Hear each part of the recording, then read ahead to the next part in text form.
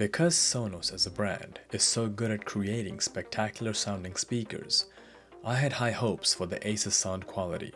In fact, the Ace has the same high quality sound as Sonos high-end speakers, plus some features that do make them useful for home theater, with crystal clear highs, balanced mids, and great separation in different instruments of a track. So when it comes to sound quality, the Ace is close to the top of my list of the best wireless headphones. It has a very modern and minimalistic design and 40mm dynamic drivers. The bass is strong and loud. However, in the end, it left me feeling underwhelmed a bit, especially when compared to my Sennheiser Momentum 4 headphones. Don't get me wrong, these do pack a decent punch for the right genre of music, but for $450, I'm expecting deep, rich, and a thunderous low frequency, which unfortunately the Sonos Ace lacks. Now before we dive any deeper, let's get to the unboxing.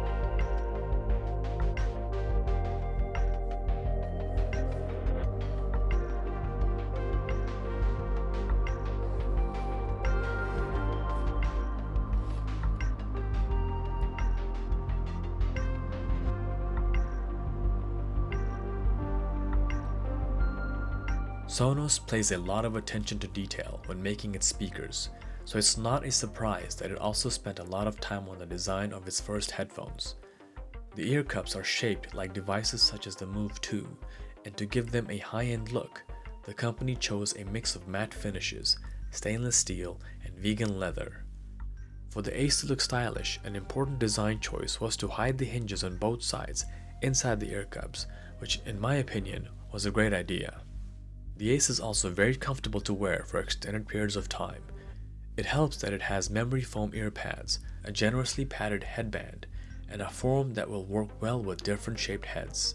They don't feel heavy and they don't press on your ears too tightly. I'm sure these would be a great companion on a long-haul transatlantic flight. The Ace, like many other Sonos speakers, works really well with Dolby Atmos music. That applies for songs as well as TV shows and movies that do support Dolby Atmos. There are two ways that Sonos Ace can play lossless music. First, via a wired USB-C port, and the second one is only available on newer Android phones. That means you can use aptX Lossless from Qualcomm's Snapdragon Sound Engine, which lets you stream better sound over Bluetooth. I couldn't test this second option because I don't own a phone that supports this codec. When it comes to ambient sound modes, Apple is the only company that has been the best at it, but Sonos gives the AirPods Max some competition in this category. Apple has nailed transparency audio in such a way that it just sounds natural, and the Ace comes very close to that. Active noise cancellation is another area where Sonos isn't the best here, and the Ace has a few problems with it.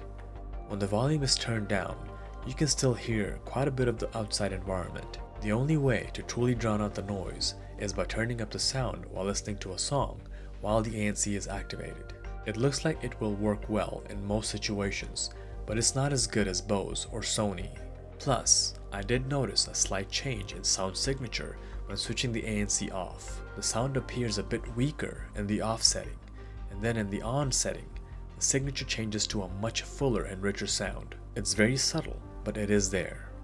It may be a minor gripe, but I don't expect a set of $450 headphones to be doing this when I'm simply switching between ANC mode on and ANC mode off. The Ace really shows off its Sonos prowess by being able to play music from one of the company's soundbars, the Sonos Arc, which is the most expensive soundbar Sonos currently sells. You can do this with the press of a button on the headphones or in the Sonos app. The function is called TV Audio Swap. This feature basically lets you listen in private in your living room when your family is asleep or when you don't want to disturb anyone else. It works with game consoles and streaming devices as well, and that too without any noticeable latency. This is where Dolby Atmos or spatial audio feature of these headphones truly shines. The big catch is that for now, TV Audio Swap only works with the Sonos Arc soundbar. Sonos says that support for the Beam and the Ray is on the way, but they haven't given a firm date for when it will be available. Now let's take a look at the Sonos app. So here you can see that my Sonos Ace is already paired to my iPhone 15 Pro Max. I know the app has been updated to a new interface, which a lot of people are not happy about. But let's just move right into the Sonos Ace setup. So I'm just gonna go to the settings here and dive into the actual Ace settings itself. So of course over here, the name, you can tap that to change the name.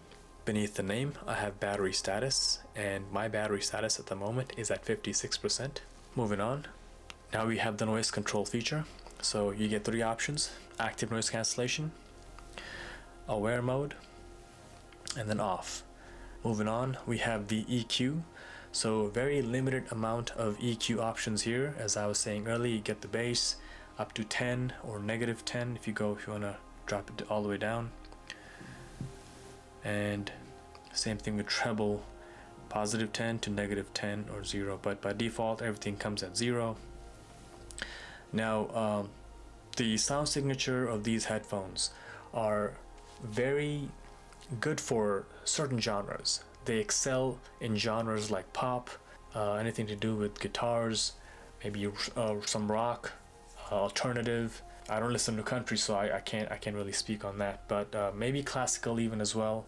I've tested some classical songs and they were very natural sounding, very clear sounding. You could hear the individual instruments in different sections of the this space, that virtual space that this headphone kind of creates over your head. What it's not good for, the genres I would say, is for rap and hip hop, because as I was saying earlier in the video, that the bass is there, but it just cannot handle that strong, low, thunderous, low frequency. And once again, it's just very basic EQ controls here. The bass does tend to get muddy, and if you're listening to something kind of bass heavy, you're gonna notice some distortion. I noticed some distortion, some popping, and then it's almost like it's bottoming out. Loudness feature is to that'll boost your bass and treble at low volumes. I personally did not notice any difference, so I just I left it on as is. Head tracking. Now the head tracking option is basically, it kind of tries to imitate this idea that the source of the audio is going to stay in one place. So if you were to move your head left to right and the source of your audio is coming from in front of you, directly in front of you, if you turn your head left, then you can actually virtually notice that sound moving up in your head, whether towards the left ear or towards the right ear. I found it kind of annoying after a while, so I just turned this feature off, and I keep it off. Now this is where you would switch your audio from the Ace to your Sonos Arc soundbar. Now I have two Sonos Ray soundbars, so I have no idea when Sonos is going to release that update for me to be able to use my Sonos Ace with my Sonos Ray soundbars. There was no specified time given, so at this point we're just kind of in limbo. We're just waiting to see what Sonos says next. But for now, it's only with the Arc, the most expensive soundbar, and this is where you would pair it up and set it up so you could transfer audio back and forth from your soundbar back to your Ace. Multi-point, of course, you can connect two Bluetooth devices easily and switch between them. Hardware controls, of course you got your noise controls again. This is actually where you can choose the noise control modes that you want to cycle through when pressing the noise control button on the right ear cup. So I have it only between active noise cancelling and aware mode, since the off mode destroys the sound signature so much that it just annoys the hell out of me. So I just kept it between active noise cancellation and aware mode, and I'm gonna keep it at that. Moving on to wear detection.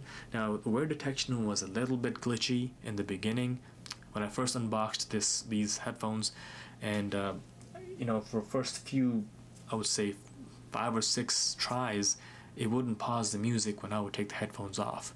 So it's almost like maybe the headphones were still trying to get accustomed to the shape of my head, maybe, and it wouldn't pause whenever I would take it off. But then eventually it caught on, so now whenever I take off the headphones, it pauses, and then when I put them back on, it resumes playing music, and no issues there so far. Of course, you can also set the where to answer button on here. That is, if you want to take a call simply by putting your headphones on and not having to press any extra buttons. I'll leave that off. Alright, the next is just the about, serial number, software updates, and basically get to know your Sonos Ace headphones, how to use, if you have any questions on any features, and then help center. Okay, and that's a quick look at the Sonos app. Next up, I have an audio recording of how these headphones sound when answering phone calls. This is a mic test of the Sonos Ace wireless headphones. This is a mic test of the Sonos Ace wireless headphones. Sonos says that the Ace can be used for 30 hours with ANC turned on, and it lasts 10 hours longer than the AirPods Max. At $450, the AirPods Max are the main competitor to the Ace. At full price, Apple's over-ear headphones cost $100 more, but they do go on sale periodically now that they've aged quite a bit. In conclusion, after years of waiting, Sonos finally has released their first headphones, and they are great. There are some things that could be better, and it's too bad that lack of full support on Android and support for all of the company's other soundbars won't be coming out until a later date. With no question, Sonos made a great looking pair of headphones that sound great. However, they could have used a little more refinement before its official release. Thank you for watching.